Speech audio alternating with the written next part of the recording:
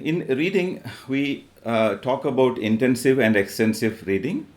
Um, we'll look at these two because today we'll be talking more on the intensive aspect, which because that is what happens in the classroom. But I would also like to establish that intensive reading that happens in the classroom is only a prelude to the wide, extensive reading that we hope will happen outside the classroom. Well, this comprehensible input aspect is very important, particularly in our context, where very particularly in school context and rural college context, where teachers always complain that I have this material to teach, but my students do not have a thorough knowledge even in the basic vocabulary, or some people have even problem in getting all the letters of the alphabet right. So it's a constant complaint that we have. So that is where this comprehensible input thing, Krashen's idea, of course, I am focusing on, because even if the syllabus has given you a very tough material, it's up to you to kind of grade it in such a way that all kinds of levels in the class is addressed. So comprehensible input talks about how we should give students material that will suit them and also is a little above their level, not a lot above their level or not a lot below, a little above their level. That is something we need to keep in mind. So if the syllabus gives us a material that is much above their level, then it's up to us how to plan our lesson in such a way that the basic level learners who happen to be in our class also are catered to. They are also taken care of. That is about multi-level classroom. But if your class is totally much below the level of the text, then you need to see that they also are able to appreciate it. So don't try to push their level up, which will not happen overnight. Bring the material a little, make it more easier to them by giving them easier, more accessible, more basic kind of tasks related to it. Well, that's one point. About the input aspect, we can have restricted input and we have authentic input.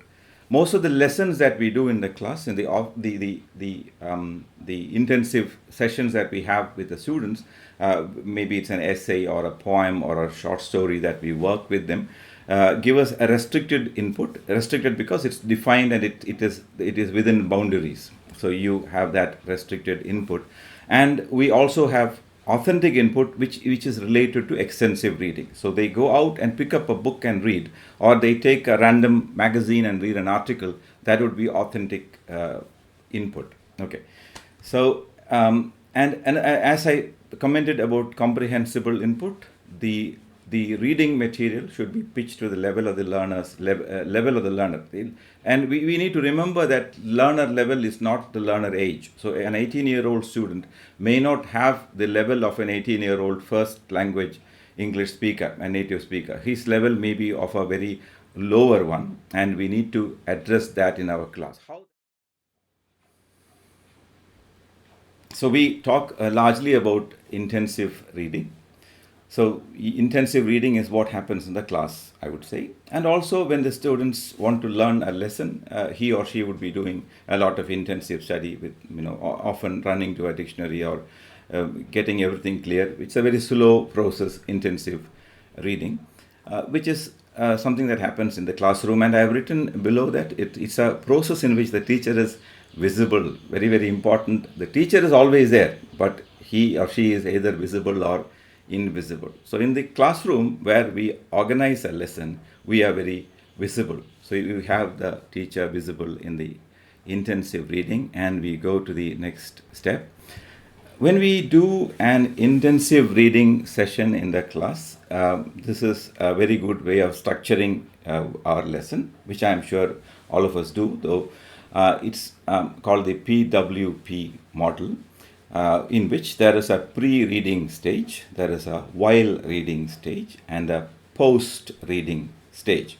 We will now look at what goes into each of these stages.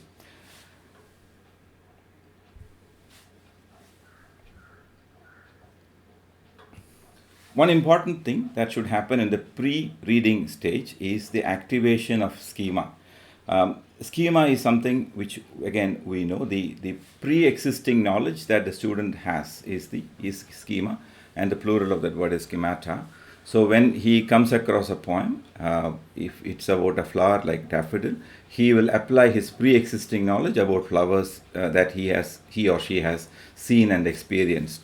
That is his schema, and it's very important to activate the schema, because if your work is about relationships, if it's about some event that happens in the society, some tensions that happen within people's mind, a wide range of human experiences and non-human experiences that we have, and that is all there in the back of the mind. And this activating of schema is very important when we work with our learners in literary texts. That is, it's important because very often our texts pose difficulty to our learners, both in terms of language, also in terms of cultural unfamiliarity. Because English is largely an international language, and many of the texts that we will be dealing with will be of an international nature and will encompass cultures, the cultural aspects, an array of cultural aspects and experiences which our learners will not be familiar with.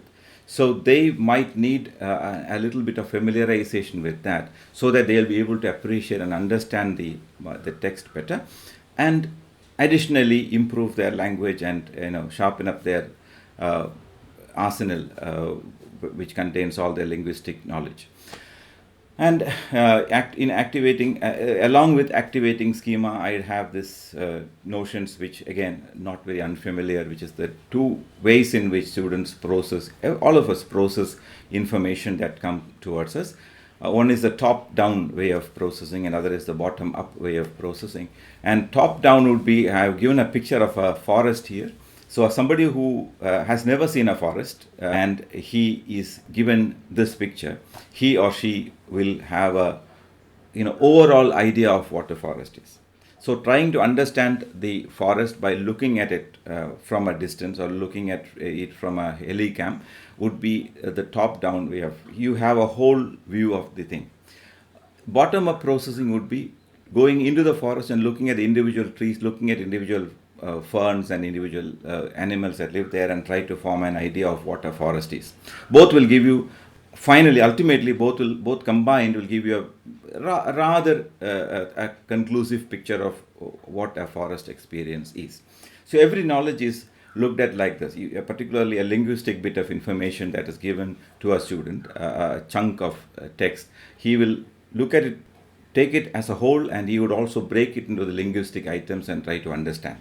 So breaking into linguistic items is a basic kind of learning, and trying to understand in chunks would be a kind of a little advanced learning. So in our class, depending on the learner level, we need to structure our activities in a basic level, which is more bottom up, with a lot of focus on linguistic items.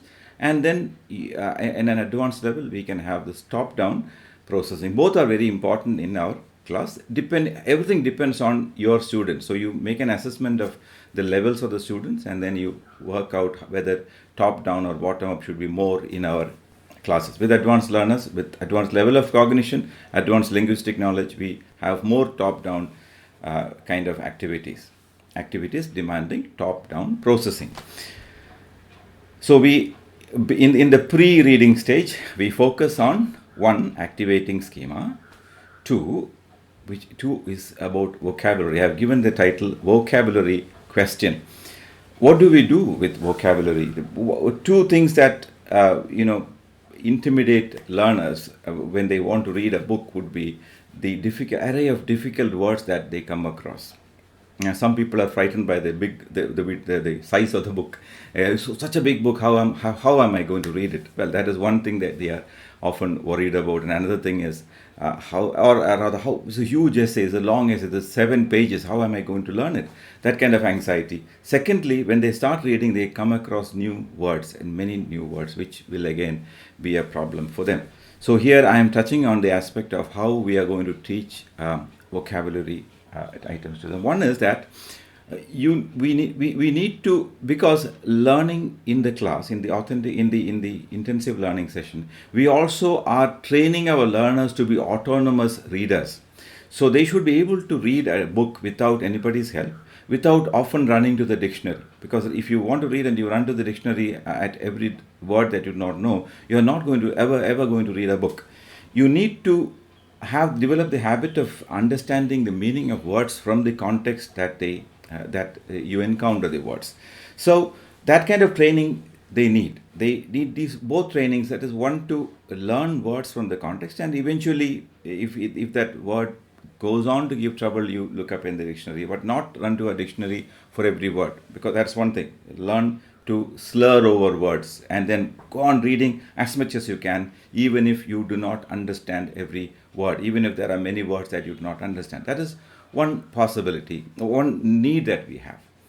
But at the same time, as I was saying, just as cultural aspects might create a hindrance, um, certain vocabulary items, particularly those related to this cultural component, will have to be pre-taught just before they start working on that little chunk in the class, maybe part of a long essay. The 2 paragraphs of a long essay maybe is the first lesson, and there will be a few very difficult words which they encountered.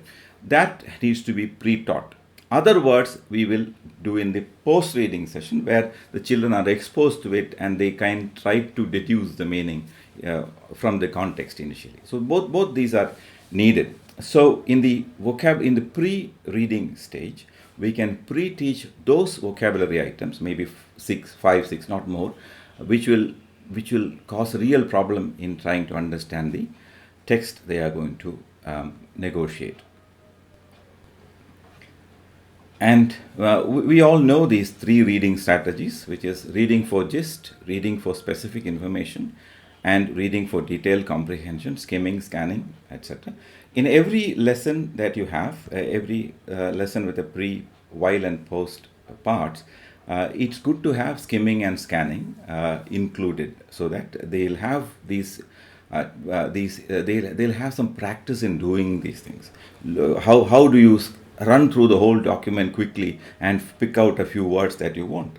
How do you take a glance, make a quick reading, and form a general understanding of what the text is all about? All these skills need to be developed. These are different reading strategies. Because if they don't have that orientation, they will not know how to read texts they would not know how to prioritize. There are people who read a newspaper as if it is a textbook, and they never finish reading the newspaper. By the time they finish today's newspaper, the second newspaper would have come. Tomorrow's newspaper would have arrived, and he'll have a huge backlog of newspapers which that person has not read. That's because some people believe that newspaper is to be read intensively. That's not the case. In newspaper, we skim and scan most of the time. Only those very close to us, those news items very close to us, would undergo intensive reading. So this kind of skills are necessary. Otherwise, our learners will not know how to prioritize their reading, and they will not become good practitioners in reading. And they also need practice in detailed comprehension in all its levels, the peripheral comprehension, and then the deeper comprehension, and the critical kind of understanding and analysis which we expect to happen in the advanced levels. These are reading strategies we need to keep in mind while we plan the pre, while, and post tasks. Well, and now we go to the 3 parts of the reading text, the reading lesson, the PW model, pre, while, and post reading. What goes into each of these stages? In the pre-reading stage, what we will give such tasks that would stimulate the students' interest and activate their background knowledge on the subject or theme of the text. One primary thing is that to activate. We can, and make them familiar with important vocabulary items. We put the text in context, and we give the necessary background information. And this need not be in the form of a big lecture that the teacher gives. That could also be a task based on images or a little text that you have. Even the original text they are going to engage in can be used in parts to give this pre-reading activity, where they do a little bit of skimming practice. For example, if they have a poem, before they actually start reading, that is the second stage, they do that. You could have a couple of you know, activities where they scan through the poem, like you run your eyes through the poem and see if there are, you know, try to put a dot above all those words you are not familiar with, or maybe words related to a particular thing, something like that, where you focus their attention on the vocabulary first, so the text become familiar to them before they actually start reading it. So, this stage, pre-reading stage, would include, or it may include, telling a story. You can tell a story, a brief story related to something else, related to the reading theme. You can have a brainstorming session. You can have children looking at images, and predicting is a very good activity that is often done, particularly when you introduce that particular text for the first time. You have a title, or you pick out a line from the text and give it to them and let them predict what the lesson is going to be about, what that story is going to be about. And in all these things, you can have, as I said, a kind of skill integration where learners work in group and pairs, and they kind of brainstorm and they try to predict and they discuss. So they in pairs they try to predict a story, and they kind of come to an assumption that this is going to be this. So there you are having a little bit of listening practice, a little bit of speaking practice, etc. also along with this reading, though the primary focus is on reading. So in this stage we can have all these things happening in the pre-reading stage of the lesson. So you haven't actually begun the text here. And while reading is a very important thing, at least in my part of the world, very often a literature class is where the teacher reads and the students listen. The teacher has at least assumes that the students are listening. So if I have a story to teach, I have an essay to teach, I'll be reading it in the class and explaining. It's highly teacher centered, but I may have a few seminar sessions when some students work on some topic and come and deliver in the class. But what I am trying to say is, in the learner centered mode, all reading classes are classes in which the students read the text in the class. At least maybe not the whole thing in a class, reasonable, manageable chunks to be read in the class, with the teacher planning the lesson for them.